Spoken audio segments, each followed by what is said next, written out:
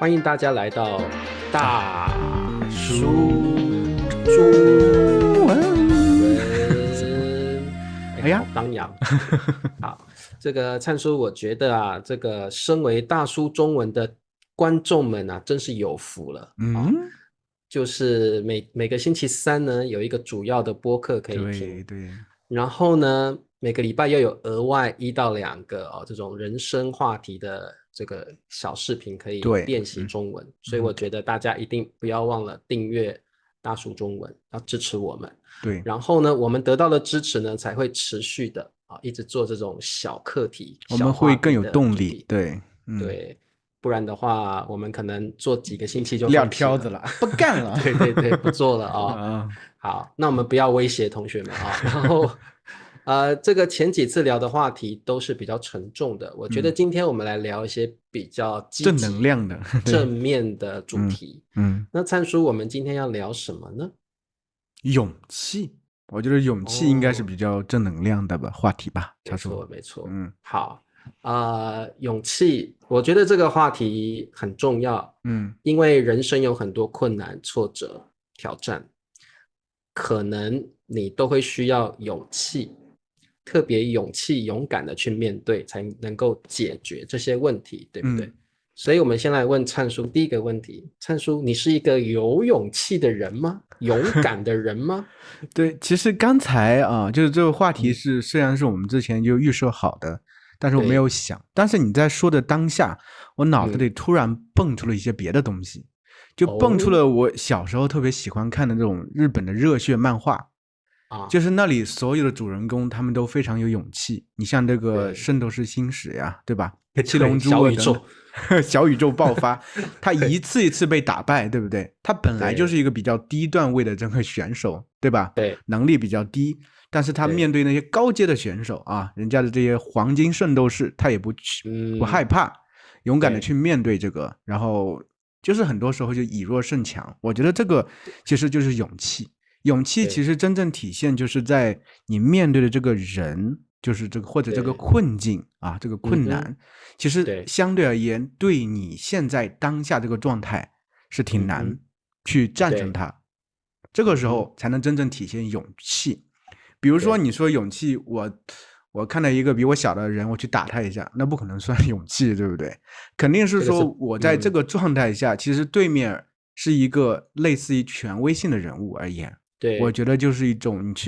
去，不管是交涉也罢，不管是对抗也罢，都体现一种勇嗯哼，气。我觉得对，其实我在骨子里，其实我不知道，我想不起来太多自己特别勇敢的这种感觉。但嗯哼，是我觉得有些东西可能让我有意识到，比如说真的是有了孩子以后，我发现，因对，为中国有一句话叫做“为母则刚”，维姆泽，但我觉得当对，父亲也是一样，嗯哼，你会有这种感觉慢慢腾生出来。就比如对，说瑶瑶在上幼儿园的时候，就那个时候，其实因为你有这种很强的保护欲嘛，但是其实对，整体家长们啊，都对老师有这种畏惧的情绪，都嗯哼，害怕，就是你万一和老师说重话，或者提出一些意见，老师到时嗯，候给你的孩子就要穿小鞋，对吧？使对对绊子，对对对不对？对对让他不对对，在学校里不舒服。在嗯哼，那个时候，其实瑶瑶当时也有一次，可能我不知道是什么原因，太调皮或者怎么样啊，因为老师是有些手段的嘛，好像打了对瑶瑶。当时我们对，是通过就是瑶瑶的同学求证了之后，确定这个嗯哼，事情是这个样子。后对，来我就私下去见了他的班主任，我就和他比哦，较坚定的说，嗯哼，我说也理解老师，比如说当下面对的困难，对吧？这么大帮对对，孩子也挺热、挺闹腾的啊，要是嗯哼，换了我们家长，可能也可能，带不好。这首对，先我先理解一下你，但是我说我们嗯哼，在家里从来没有打过孩子，我们对也不接受这种方式。老师赶紧否认，我们没有打，没有打。但其实目的不是让他承认他打没打，而是给他一对，个信息，就是说我们不接受这种嗯，行为，我们以对后不希望看到这种事情。其实这种事对对对情，我觉得需要很大的勇气去面对，对，因为特别是嗯哼，面对权威的时候，老师在一定嗯哼，程度上就是一个权威，我觉得对有这种状态。嗯对，这个就是像刚刚灿叔说的，我们说为母则刚或嗯为母则强。其实动物都有这样的习性，对不对？有时候看对，到那个视频里面哦，那个草食性动物，只要有一个幼崽在那里，哇，不嗯嗯管老虎来、豹来，它都还会勇敢的去跟它去对抗。哦，嗯嗯，所以真的这个勇气，有时候是因为你有了一个责任，你有了一个自己心爱的东西，所以你会爆发出潜力来，让自己产生勇气哦。对。其实讲到这个勇敢，我会想到一个中国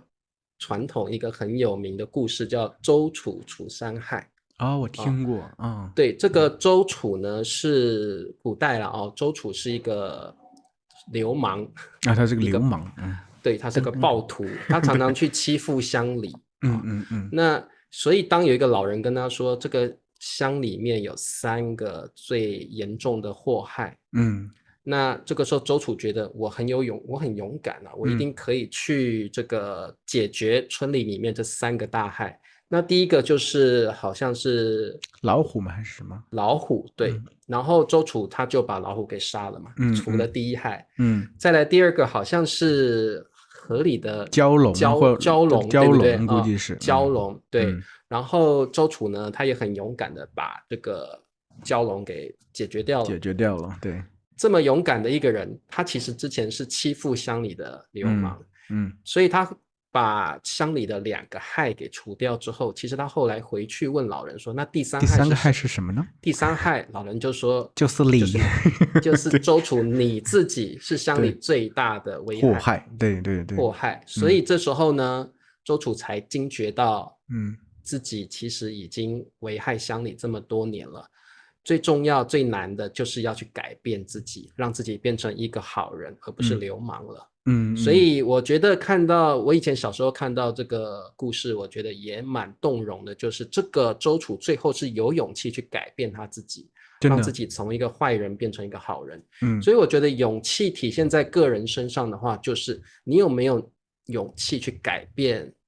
自己的缺失，或改变自己不好的个性，让自嗯嗯，己每天都变得更好。我觉得这个是真的勇气的一个体现。对，而不是说我们中文有一些逞匹夫之勇，对不对？对对对，所以有的人就是比如说我自拍，我跳到铁轨上面，然后拍那个火车过来，嗯嗯嗯，这个不是勇气，这个是匹夫之勇。对，所以我觉得真正的勇气是体现在日常生活中，你有没有办法去改变自己？有的人可能会被惰性所这个控制，对那如果你有勇气去克服自己的惰性，让自己每天都有进步，我觉得这真的是一个勇敢的表现。对，对，我也是这样嗯认为的。我觉得其实嗯，改变自己是最难的。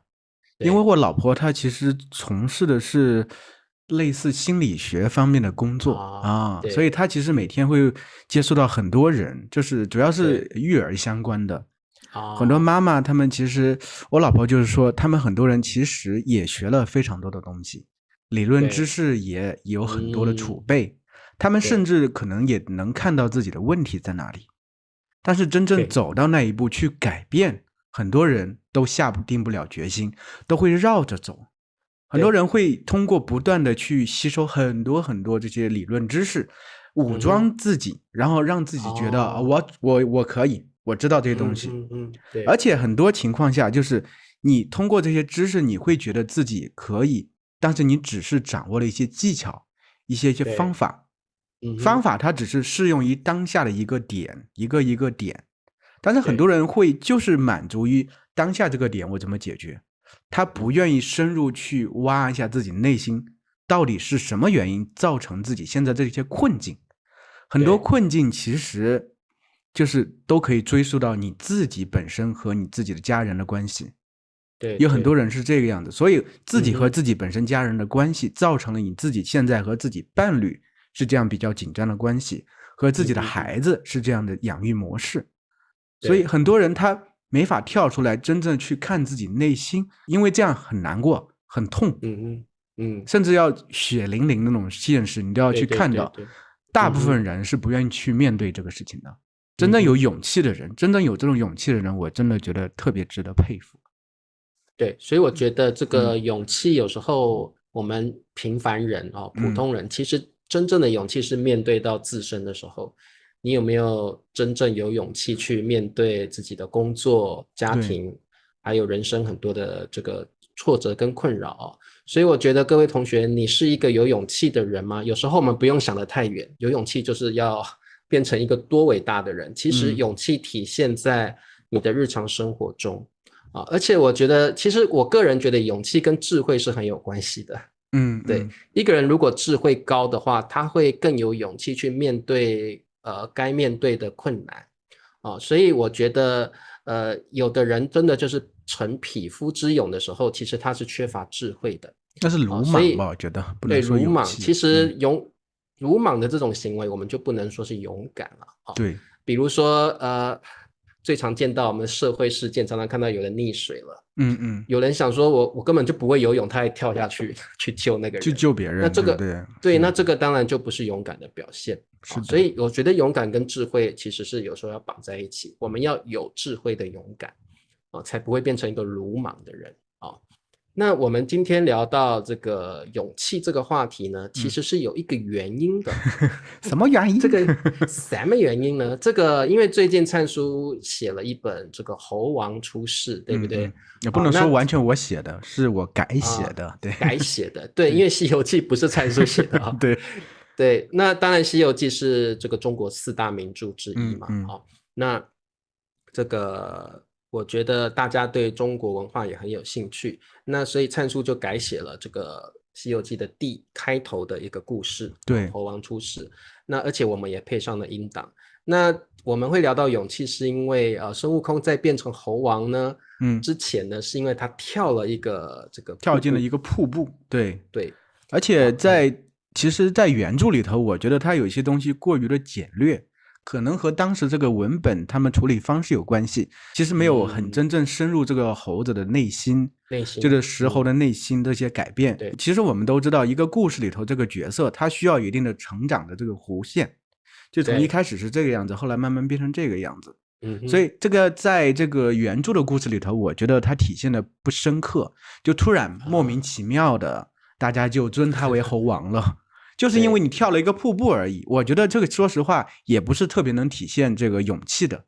所以在这里呢，我把它进行逻辑上进行了一些合理化的处理，我让它这种行为更符合逻辑，而且是在一定程度上是这个石猴慢慢一步一步促成了这个决定，促成了大家就觉得好像只有你一个人真正有这个能力去做这个事情，而且他当下也会像你说的勇敢，他并不是鲁莽，它是有智慧的表现，有智慧，然后我经过考量，觉得这个行为可以给我带来很好的结果，同时我觉得我需要搏一搏，我去努力一把，在别的猴子都在退缩的时候，我往前冲一下，然后我冲进去了，有可能我也掉下去，掉到底下去，摔得重伤也有可能，但是有可能我进去之后，我真的发现了什么别的东西，那样的话可能就带给我人生一个不一样的这个状态。我觉得我是以这样的心理去写那段戏的，因为《西游记》说实话它本身也不是说作者原创的这么一个故事，它更多的是在民间流传下来几百年的大家不断的丰富起来这么一个故事。没错。所以为什么选择《西游记》就是我觉得《西游记》可能到现在它也需要有一个更为现代的版本，我觉得它未必只是说为了中文学习者而言，我觉得我想从我的角度去诠释一下猴子他面对这些困境，不是说有些东西因为你天生是什么什么样子你就有这种状态，而是说实话你也有挣扎，你也有纠结，你也有彷徨，我想赋予它更多人性方面的东西。比如说到猴子最终成为猴王之后，他在水帘洞里头看着底下这些猴子们在那抢东西最终安静下来之后，他会突然有一种莫名其妙的这种感觉，一种虽然自己好像突然成功了，仿佛又随之而来有很多压力压在自己的肩头，对，压力责任等等压在自己的肩头，就让这个形象更为生动，更为现代，更为丰富，更为丰满。对，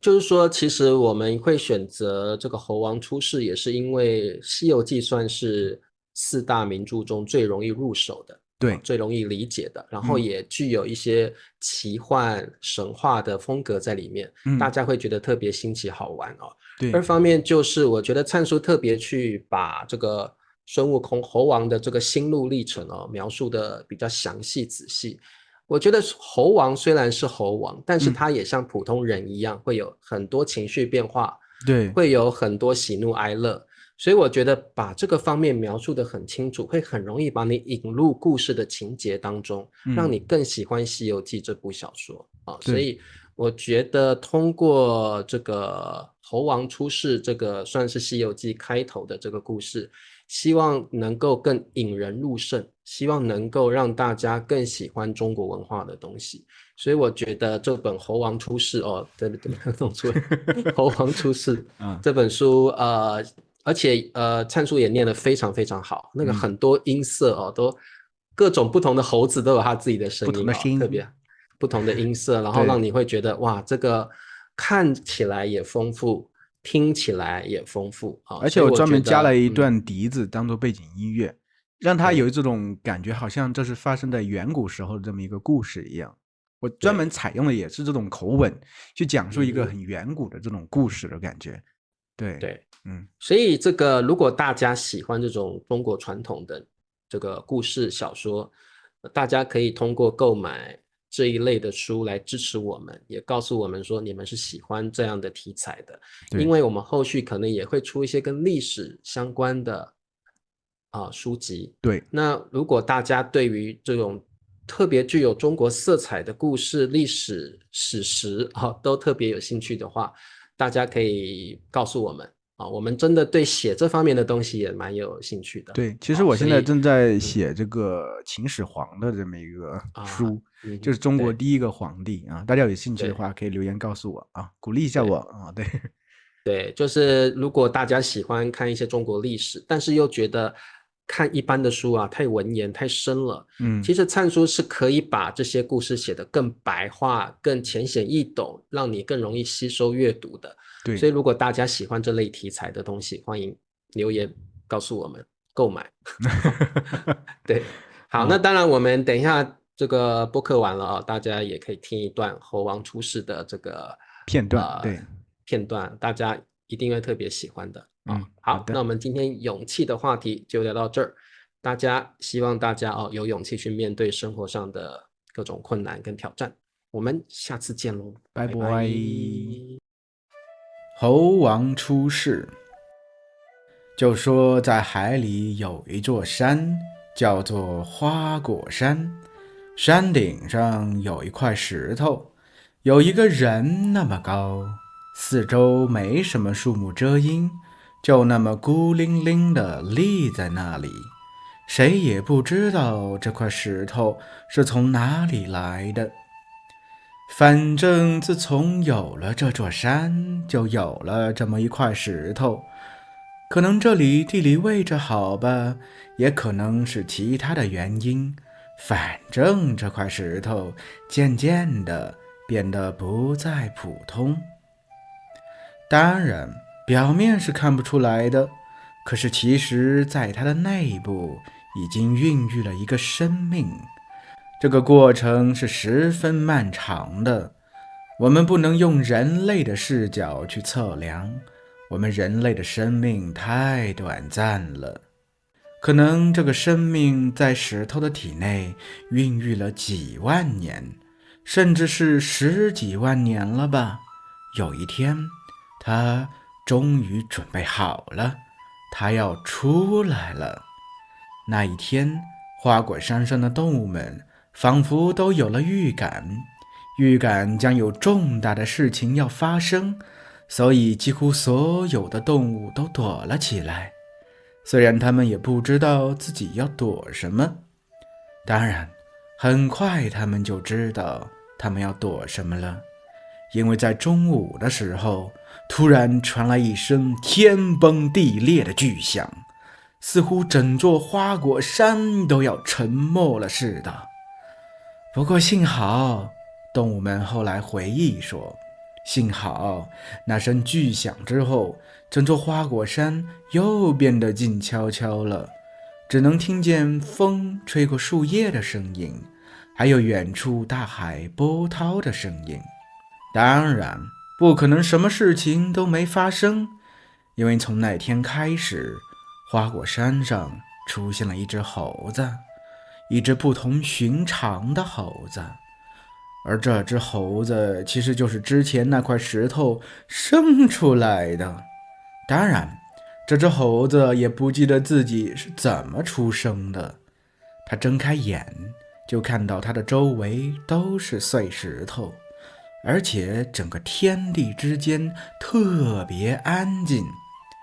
才出生的小猴子其实已经可以行走了，而且他似乎体内有股特别的力量。他直接从山顶上往下跳下了悬崖，最后身上竟然没有受一点点伤，因为他是一只石头生下的猴子。为了好记，我们就叫他石猴吧。